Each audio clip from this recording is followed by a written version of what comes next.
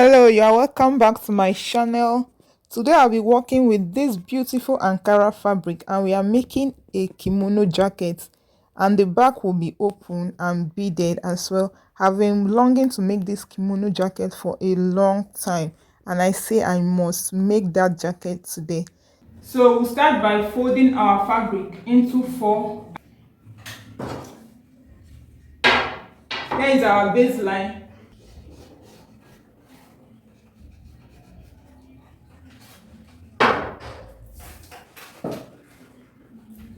My neck width is 3 inches.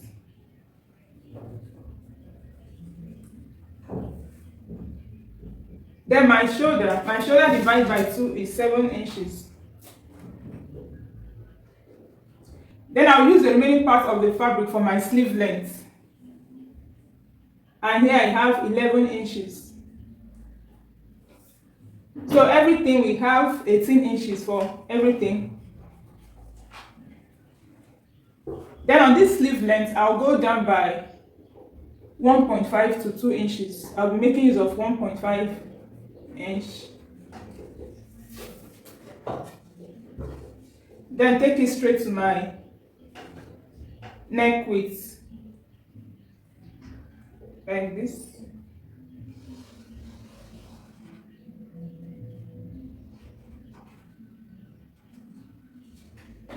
The roundness of my sleeve is 7 inches, but I'll be adding, you can add 1 or 2 inches to your sleeve for ease.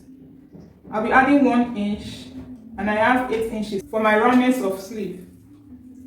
Then at this point, you go in by 2 inches and you start curving from that point straight to your gown length. I'm using the length of the fabric for my gown length and I have 45. You can measure from this point to this point. Whatever you have, here is 16. Then you can decide to measure 16 till you get to your gown length. 16.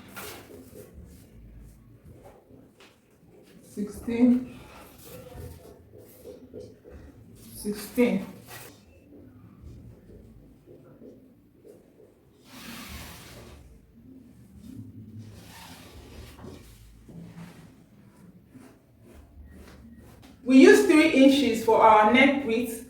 I'm going to take that 3 inches to my gown length. That is for the opening of the front and the opening of the back. 3 inches till I get to my gown length. If you don't want to waste fabric like this, you can draft it on a pattern paper. Then you use the pattern to cut out your fabric. But I'll still make use of this piece I'm cutting out. I'll use it for my collar.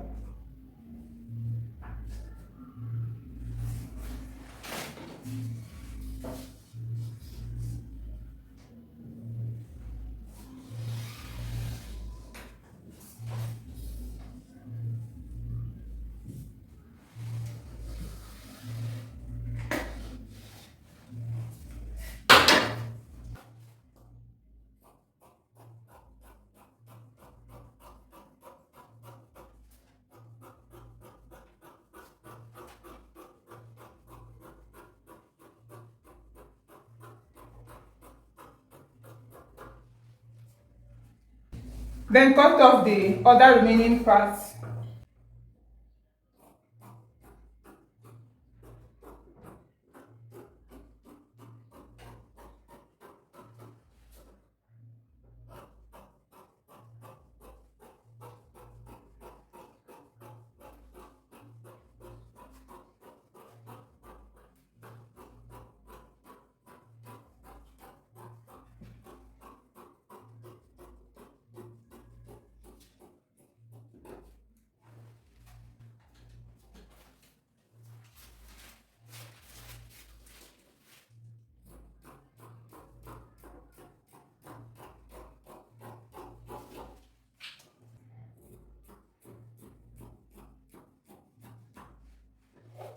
So this is what I have after cutting out.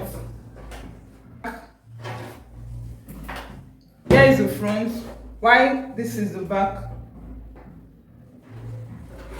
I want to shape out the back opening a little bit. You can shape it in a curved way like this. You can go like this,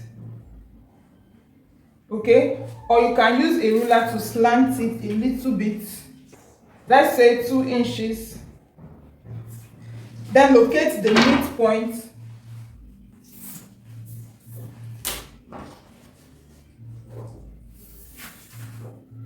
(45 inches). Then the midpoint should be around 22.5 inch. So from that tool I went in with, I connect it to that midpoint.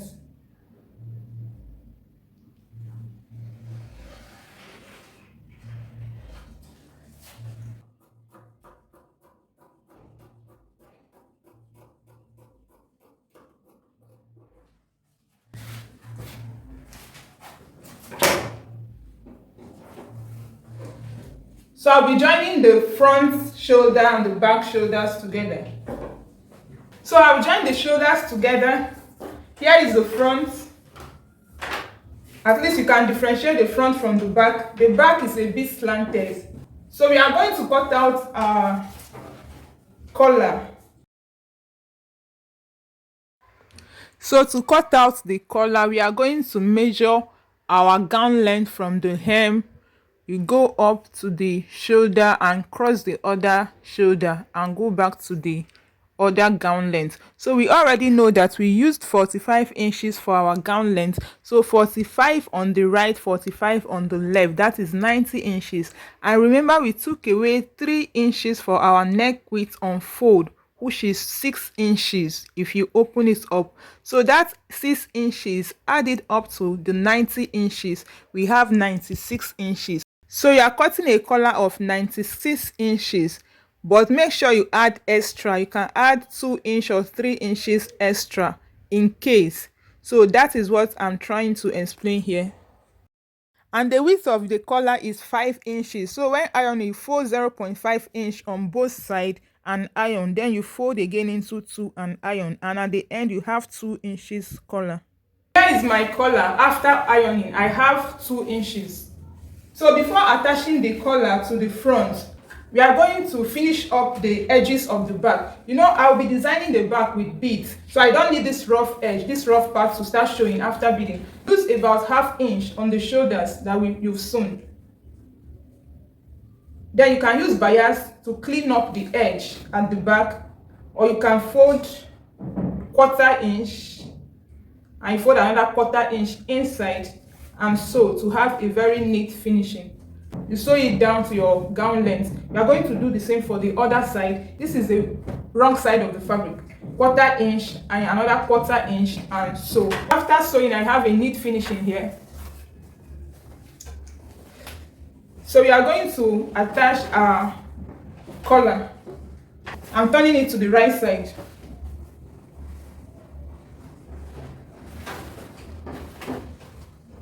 So to fix our collar, I'm going to start from the hem.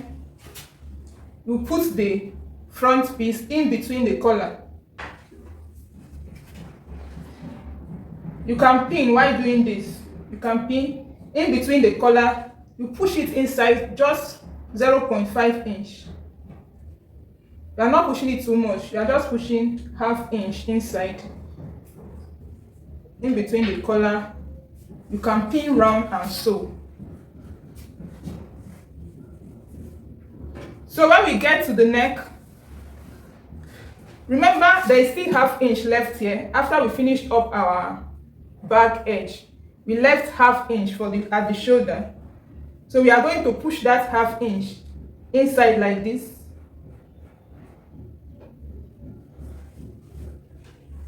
Then after we push that ½ inch, remember we used 3 inches for our neck width on fold. That is 6 inches. And that we are going to replace that 6 inches before we join it to the other shoulder. So you are going to measure when you get here.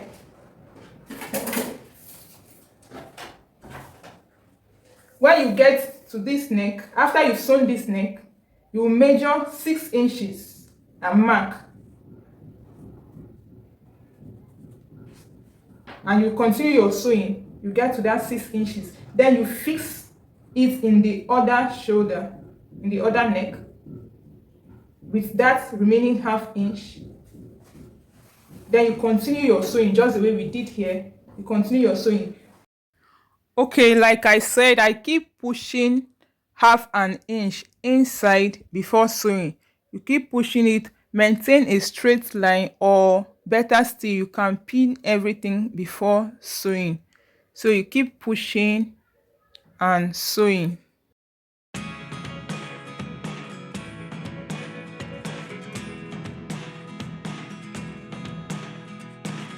So when you get to the shoulder, you can see the shoulder there. Push that remaining ½ inch inside, sew and measure 6 inches and close up the opening from 1 to 6 inches. Close it up, then you fix in the other part of your shoulder and continue sewing till you get to the end of your gown length. So that is the other part of my shoulder. You push it inside and maintain your ½ inch and a straight line. Continue your sewing till you finish it up.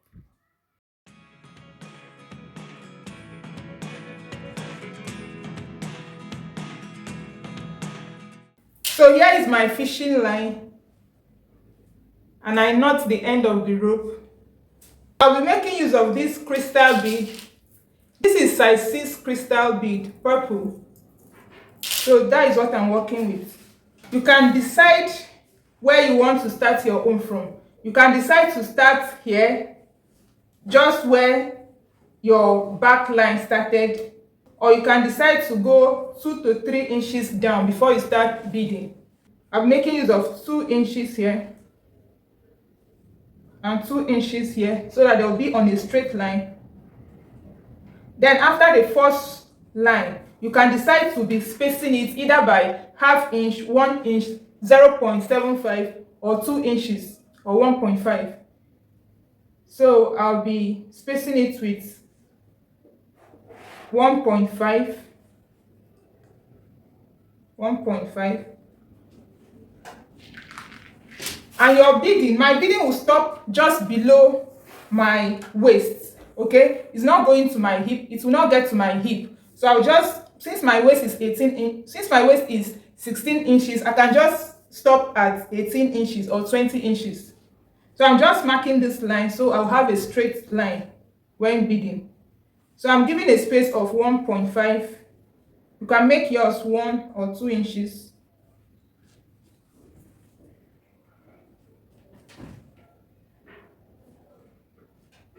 You can mark before you start beading, or while beading, you can be marking while beading.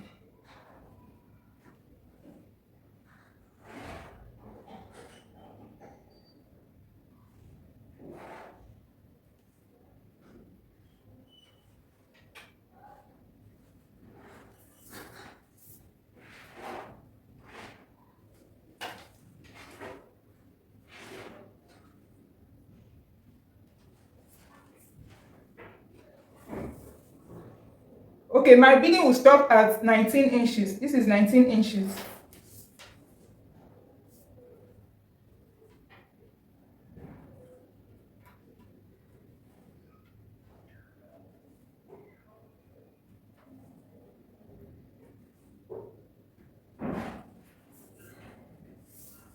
Okay, 19 inches. So I'll start beading now. The first line I'm going to bead will be straight. You can decide to drop others, or you can decide to bead it straight. The first thing I'm going to do is to knot my rope. You can decide to start under or at the top, but make sure you know the fishing line is rough, the end is rough, so you can burn it.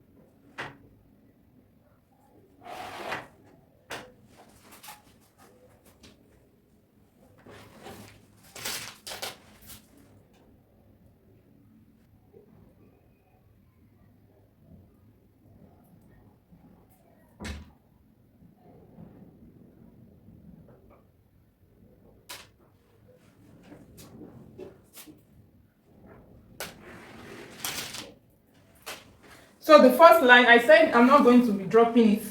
I'm going to make it exactly 6 inches. And I have 6 inches. And I have exactly 6 inches here. So I'm going to take it to this end.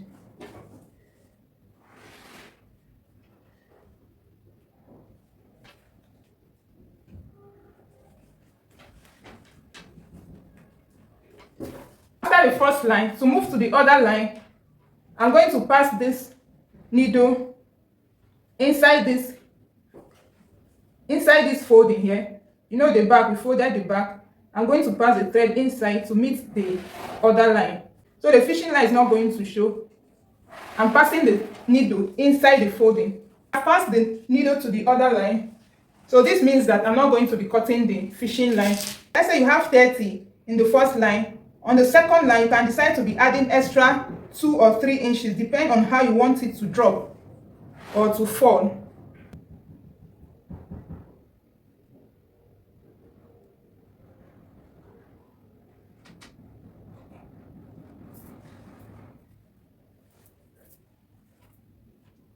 So I counted the first line and it's 28 beads.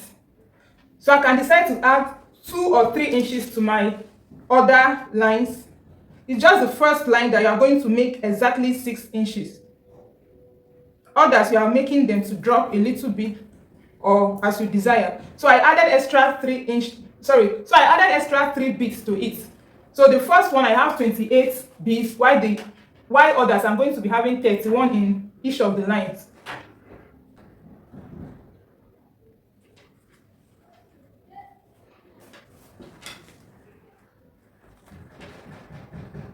Just the way we did for the other side, I'm going to pass through this folding here to the next line. So that is how I'm going to do till I get to this place I stopped. It's just the fourth line that is exactly 6 inches. So the other lines, the one that follows, depends on how you want your bead to drop at the back. Okay? So I'm going to do this until I get to the last mark here. So after beading, this is what I have. I've not closed the side seam because of the string. So I've not closed the side seam. So I'm going to fold the hem first separately. You know, there are 4 parts here, the 2 parts for the front and the 2 parts for the back. So I'm going to fold them separately. Make sure you are folding the same inch for others. If you are folding 1 inch for one, make sure you are maintaining 1 inch. I'm going to sew with 1 inch straight down.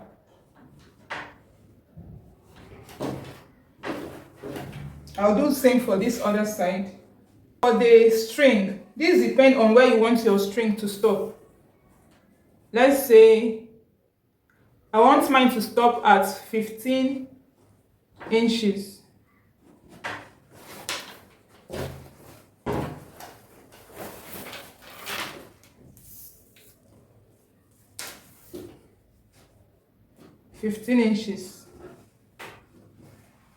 So what you are going to do at the side seam, here is the side seam, here is my 15 inches. So you are going to open up like this and sew. You sew and stop at the 15 inches here on both sides, okay? Open up the seam and sew. This is where your rope is going to pass through. That is why we folded the hem before sewing the side seam. These are my ropes and they are 26 inches long. I'm going to pass this rope through this hole here.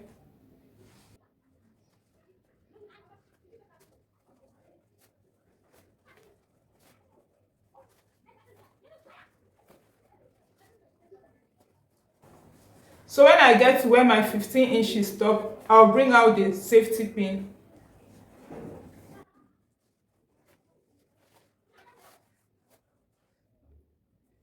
Yeah, I'll do the same thing for the other ones.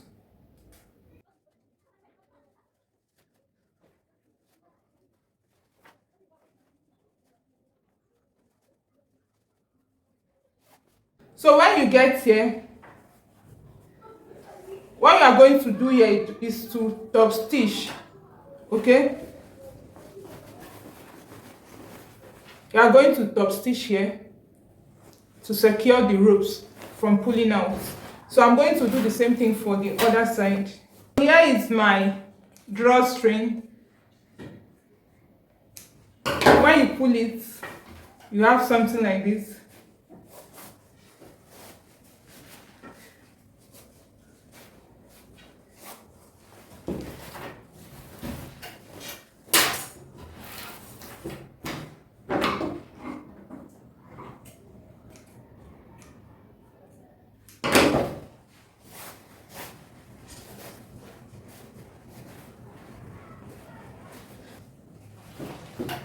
So here is my drawstring by the side.